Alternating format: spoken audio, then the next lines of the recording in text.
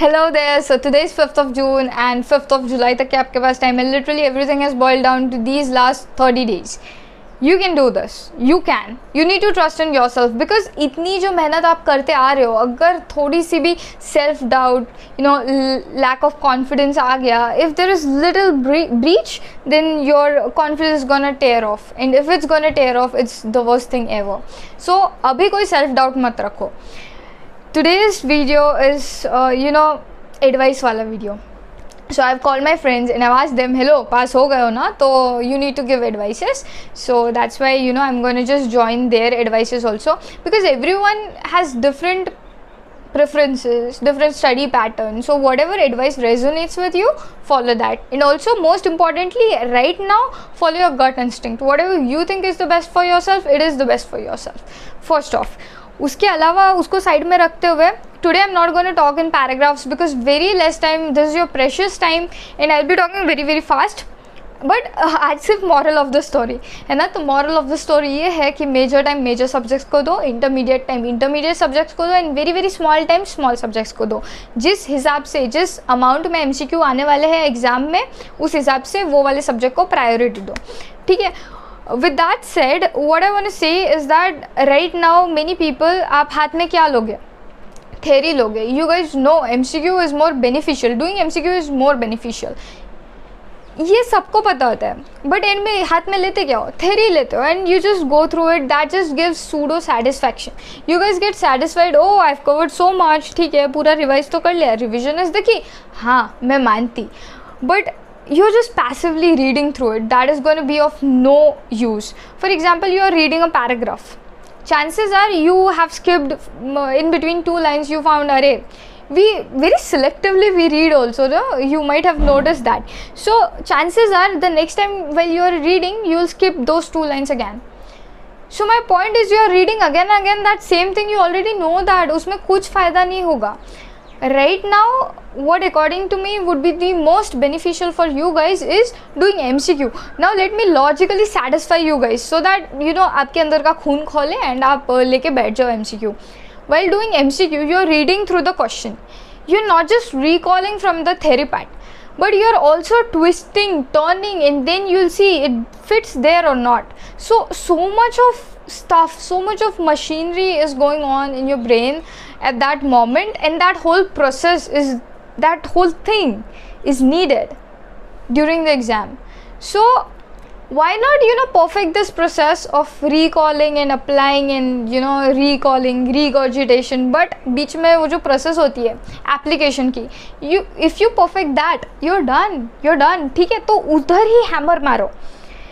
MCQ, for example, let me tell you, minimum आपको daily, I would suggest, देखो कहने के लिए मैं 100 कह सकती हूँ, 1000 भी कह सकती हूँ, but I would say minimum 300 कर लो. 300 का आपको एग्ज़ाम में भी करना है तो 300 का आप भी कर लो. Per day 300 questions and 300 questions means 300 topics. For example, there is a question of horseshoe kidney. Let's say while reading the question आपने बज़वर्ड देख लिए. हाँ ठीक है, यूरेटर ऐसा है, ये वाली शेप का है, ओके. हॉर्सशू किडनी हो सकता है, ठीक है. Basically, you have gone through all the contents of the question and you feel in your gut that it is horseshoe kidney. You mark it. Then you check, oh, it's correct, horseshoe kidney answer. ठीक है, तब भी blank paper low and whatever you remember about horseshoe kidney, just write it. And for this process, don't take like half an hour, one question. No. ये सब कुछ 10 minute में हो जाना चाहिए. क्वेश्चन देखा, आंसर करेक्ट है नहीं है, वो कर लिया, ठीक है, सॉर्टेड. दैट टॉपिक पूरा का पूरा वहीं पे ख़त्म करो. One question just give like 10 minutes. I am giving more than enough time. 10 minutes is a lot of time I'm giving for one question. You know why? Because that whole question and everything you're judging and that whole sorcery thing that's going on in your brain, it should take less than, I would say, 40 seconds minimum time. ठीक है, पूरे 1 minute नहीं लेना है. Because try to solve all the questions very very fast so that anyways, with lot of stress, your thinking will go a little bit slow during exam. So right now is the perfect time to perfect your time period also. Within 40 seconds, try to solve each and every question. तो ठीक है, वो हो गया. फिर आपने immediately कर लिया, कि ये सही है गलत है whatever, and then you are doing active recall. अगर टॉपिक बड़ा है तो ज़्यादा टाइम लगेगा, that's why I'm saying on an average 10, but for few questions you might take only like 5 minutes or maybe 4 or even 3 minutes if the topic is only this much. Then so like that you are doing active recall, and with that you are also perfecting your application. So I think that is the perfect way. मैंने खुद भी ऐसे नहीं किया था, मैंने खुद भी I did theory and stuff, but what basically helped me during the exam was my GT, was my MCQ. बाकी कुछ काम में नहीं आता, बस ये काम में आता है. So that's why whatever I'm saying with all my experience and knowledge. So please make best use of it. Give lot of GTs. अगर अब तक GT नहीं दी तो भाई क्या कर रहे थे अब तक, ठीक है. अभी आपको GT देनी है, every 5th day पे आप GT दे दो, okay, and analyze that GT. Perfect करने हैं आपको जीटी में का जो भी क्वेश्चन आया, you have to perfect that. With that said every daily basis पे तो आपको 300 MCQ करनी है. Indirectly that's just giving GT every day, but you have to do this. You can do this right now. अभी आप boundary पे हो, and अभी कोई भी self doubts, lack of self confidence नहीं आना चाहिए. If there is a very tough fabric but there is little breach, अगर थोड़ा सा भी ब्रीच आ गया it's easily gonna be tone. So that's why अभी ब्रीच मत आने दो. no self doubt, nothing like that. Right now be confident, trust in yourself, you can do this. And if you have lack of self confidence वगैरह थोड़ा सा आ रहा है तो मुझे contact करो यार, भर भर के आपको confidence दूंगी. And just you can do this, you can do this. Imagine you are going to be so happy after exam. Today for the first time I visited my hospital, Bharat Ratna Atal Bihari Vajpayee Hospital, that very long name, yeah, and the hospital is so beautiful. I'm so excited. I definitely will be telling all my internship wala story. तो अभी yeah, you're part of my journey and I want to be a part of your journey. So that's why do your best, क्योंकि best नहीं दोगे तो आपको मज़ा भी नहीं आएगा. जी रहे हो यार तो अच्छे से जियो ना. just do something, okay? And before sleeping, if you're looking in the mirror, the person in the mirror should feel, when you ask that person how are you feeling, that person should feel that I have given my 100%. आज का दिन बहुत अच्छा रहा, बहुत productive रहा. You trust me, if you feel that you have given your 100%, you have already won. जाके बस फॉर्मेलिटी करके आओ एग्ज़ाम देने की, okay? And I want that call, hello ma'am, when are you taking my interview, I passed. I will gladly be waiting for your calls and listen to my friends. जिनका भी advice अच्छा लगे वो follow करो and अपने दिल की बात सुनो and you can do this. Best of luck. Hello guys, my name is doctor Narendra Anil Upadhyay. थोड़ी देर पहले ही तेजस्विनी का कॉल आता है एंड वो बोलती है कि मुझे एक FMG जुलाई के जितने भी एस्पिरेंट्स हैं उनके लिए मुझे एक मोटिवेशनल वीडियो बनानी है. सो एक शॉर्ट क्लिप बना के भेजो सभी दोस्तों को बोलती है, 2-3 मिनट का. और ये बोल के उसने फ़ोन काट दिया, है ना. तो अब मैं काफ़ी देर से सोचे जा रहा हूँ कि यार ऑलरेडी आप लोग 10-15 घंटे पढ़ रहे हो, इतनी मेहनत कर रहे हो, सब कुछ कर रहे हो, ऐसे में क्या बोल दूँ 2-3 मिनट में जो कि आपके लिए चीज़ें चेंज कर देगी, जिससे आप कुछ अलग बन जाओगे, है ना. तो काफ़ी देर सोचने के बाद में मैंने डिसाइड किया है कि आप लोग के साथ एक स्टोरी शेयर करता हूँ, एक कहानी शेयर करते हैं जो कि रियल स्टोरी है. मैं अपने मन से नहीं बना रहा हूँ, रियल स्टोरी है. और इस स्टोरी के थ्रू एक मैसेज मैं कन्वे कर दूंगा आपको, ठीक है. सो मैसेज जानने के लिए कि मैं क्या कहना चाहता हूँ उसके लिए आपको ये स्टोरी सुननी पड़ेगी पूरी. चलिए कहानी शुरू करते हैं. तो कहानी कुछ इस तरीके से है कि 3 दोस्त रहते हैं, है ना. तीनों FMG रहते हैं, फॉरेन मेडिकल ग्रेजुएट रहते हैं, बाहर से पढ़ के आते हैं और उन्होंने डिसाइड कर रखा रहता है कि हम घर से तैयारी करेंगे, है ना. प्रेप मैरो लेके अपना शुरू हो जाते हैं और तैयारी कर लेते हैं. तो जैसे इस समय आप लोग किस सिचुएशन में, जस्ट एग्ज़ाम से 1 महीने पहले हो ना, 1 महीने बचे आप लोग के एग्ज़ाम में. तो वो तीनों भी ऐसे सिचुएशन में रहते हैं, FMG जैन वाले, 2024 वाले FMG के पहले. सो 3 दोस्त रहते हैं, friend A, B and C. हो गए 3 दोस्त. तो आज से जस्ट 1 महीने पहले, मतलब आज क्या है, एग्ज़ाम से 1 महीने बाकी है, 30 दिन बाकी है, और 30 दिन पहले मतलब एग्ज़ाम से 2 महीने पहले जो फ्रेंड A रहता है वो बोलता है कि अब मेरा फर्स्ट रीडिंग हो गया है, अब मैं GT देना शुरू करूँगा. तो अपनी ज़िंदगी की पहली GT देता है और देने के बाद में उसका स्कोर कुछ रहता है 159. और 159 देखते ही वो हो जाता है फुल डिप्रेस. वो बोलता है भाई 6 साल की MBBS, 4-5 महीने की मेहनत और स्कोर क्या है 159. ये कैसा स्कोर है ना. और ऑब्वियसली बनता है कि इतनी मेहनत करने के बाद में, सब कुछ करने के बाद में आपके एक्सपेक्टेशन हाई रहते हैं। 159 स्कोर देख के डिमोटिवेशन तो होता है, लेकिन फर्स्ट जीटी था वो, according to which it was good score, और वो भी वो प्रेप से दिया उसने। प्रेप की जीटीज तो पता ही आपको।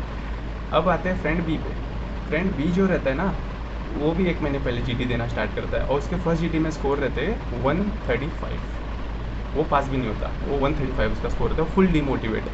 159 वाला तो डिमोटिवेटेड है ही, 135 वाला फुल डिमोटिवेटेड, एकदम मॉरली पूरा डाउन है बंदा।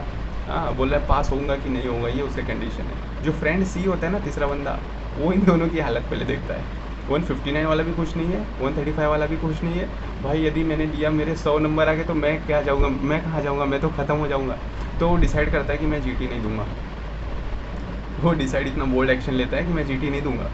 और क्या होता है, अब यदि आप सोच रहे हो कि कहानी यहाँ पे एंड होती है, तो कहानी, असली कहानी यहीं से शुरू होती है। कहानी अब शुरू होती है असली।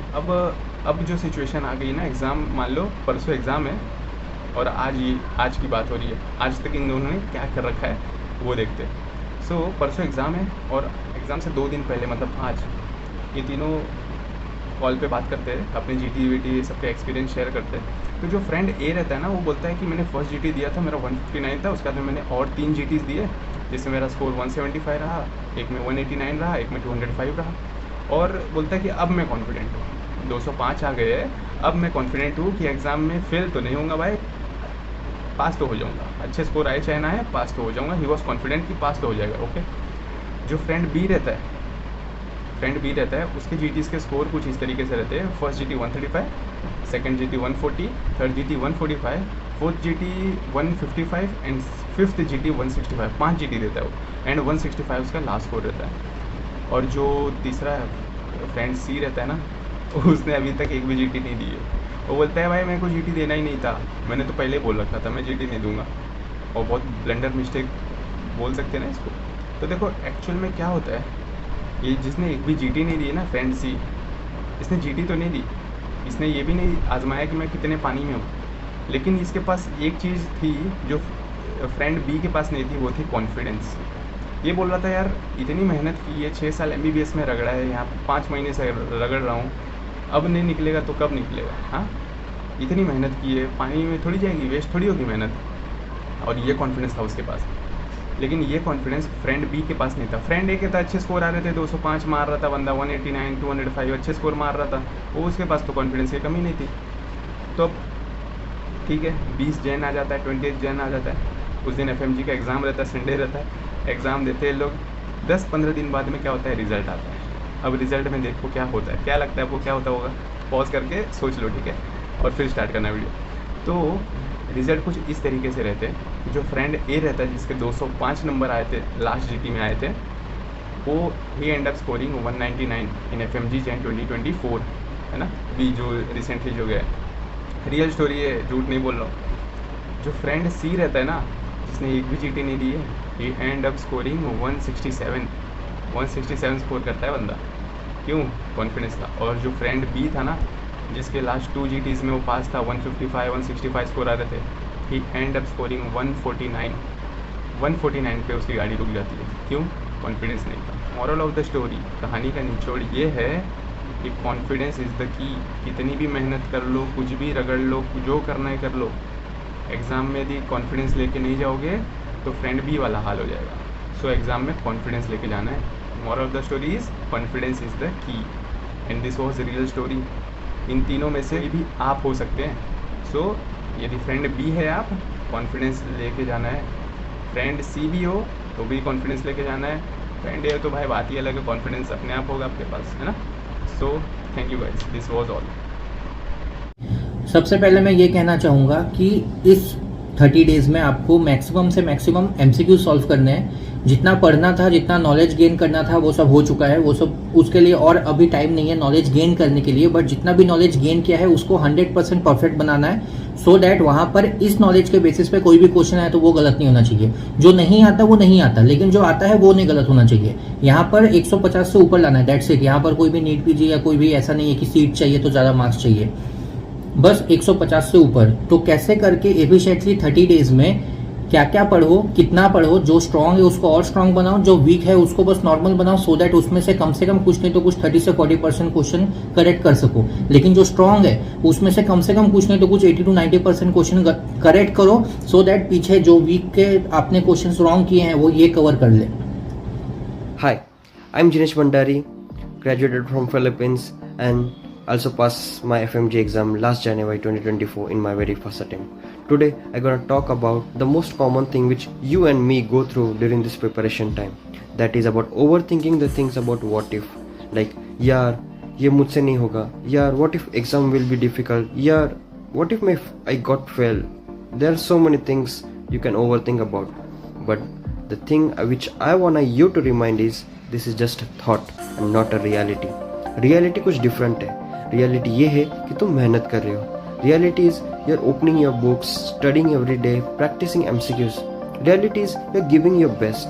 And the reality is if you continue this with the same consistency, no matter what, you're gonna clear this exam. That's why next time when you overthink again, just remind yourself that this is just a thought and not a reality. Hello friends, मी धनंजय. तसं तर आता एक्झामसाठी एकच महिना राहिलेला आहे आणि प्रत्येकच जण चांगल्याने मेहनत करत आहे, मला नक्कीच माहिती आहे.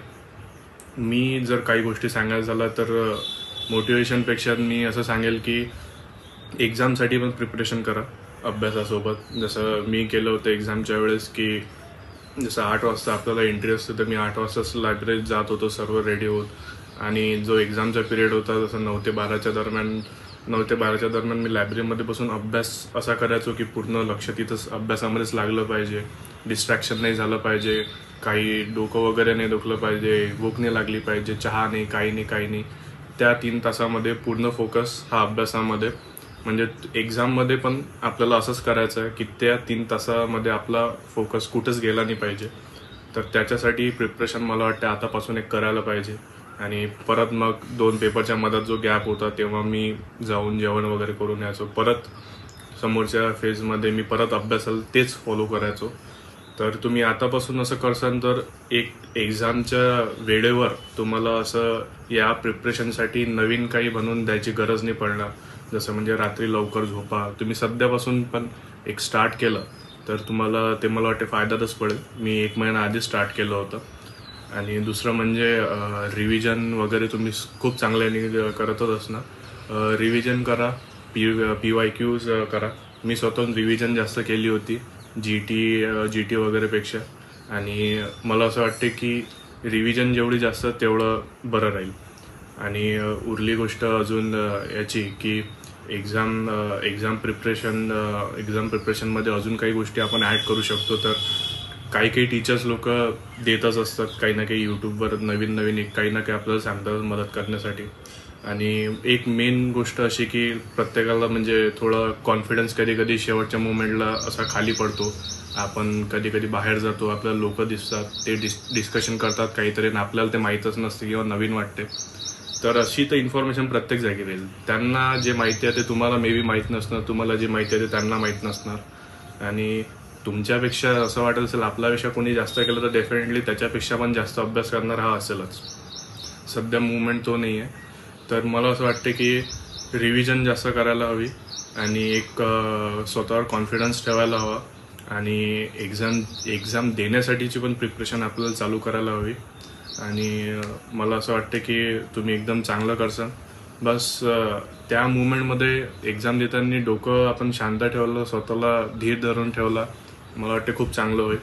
आणि एक असं की जसं की आपल्याला एक्झाममध्ये काही क्वेश्चन येतात, मी डेफिनेटली काही ना काही क्वेश्चनचे आन्सर आपल्याला जमणार नाहीत, तर त्याचा इफेक्ट हा समोर नाही पडला पाहिजे. आणि असं जर झालंच की एक साथ 4-5 क्वेश्चन के अगर हमें आंसर नहीं आए तो 1 सेकंड 2 सेकंड थोड़ा खुद के दिमाग को शांत करने के बाद आगे के क्वेश्चन पे ध्यान देना चाहिए. ऐसा नहीं होना चाहिए कि इसके चक्कर में आगे के भी गलत हो जाए. सो आय थिंक मला वाटतं मॅक्झिमम जणांना माहितीचं काय करायला पाहिजे आणि काय नाही बस. आणि तुम्ही चांगला परफॉर्म करसान. All the best. Hello dear FMGs, I'm Dr. Aniket.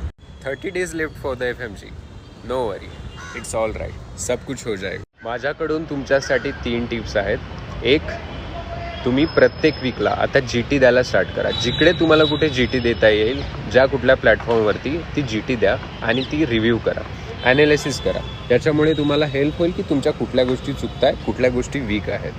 Second one, जेव्हा तुम्ही तुमचा डे स्टार्ट करताय सकाळी, तेव्हा 1 hour तुमच्या वीक टॉपिकसाठी द्या, जेणेकरून तुम्हाला फायदा होईल की रिकॉल करायला तुम्हाला इझी पडेल, बिकॉज त्या गोष्टी तुमच्या स्ट्रॉंग होतील. अँड थर्ड वन, रिव्हिजनशिवाय बाकी काहीच इम्पॉर्टंट नाही आहे. रिव्हिजन्स चालू ठेवा आणि जेव्हा तुमचा डे तुम्ही एंड कराल स्टडीचा, तेव्हा झोपण्या अगोदर एकदा दिवसभरात केलेल्या गोष्टी समराईज करा, ज्याच्यामुळे तुम्हाला कळेल की दिवसभरात तुम्ही काय काय केलं आहे, किती गोष्टी तुम्हाला रिकॉल होतात. त्याच्यामुळे सुद्धा तुमचा रिकॉल अजून खूप स्ट्रॉंग होईल. So go for it guys. I know you all will pass this FMG exam with very good marks. Just don't lose hopes. All the best.